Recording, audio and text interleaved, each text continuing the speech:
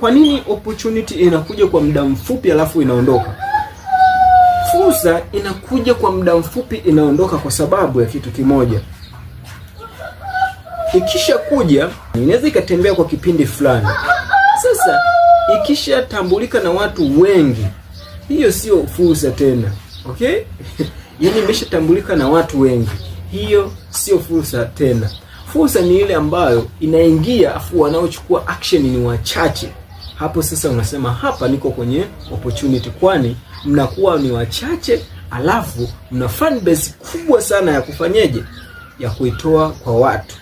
Kwa hiyo wewe nyinyi wachache mtaonekana ni wasamani sana kwa sababu mnazalisha kitu kidogo alafu kinahitajika na watu wengi.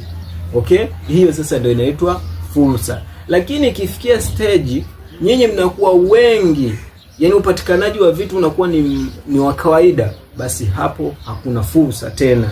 Kwa hiyo nimejifunza sana, fursa usilazie macho. Ikitokea ifanyie kazi kwa haraka zaidi na kusisitiza sana.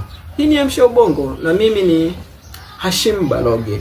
So endelea kutusupport hapo kwa kusubscribe na kucomment na kulike ili tuendelee kujifunza pamoja.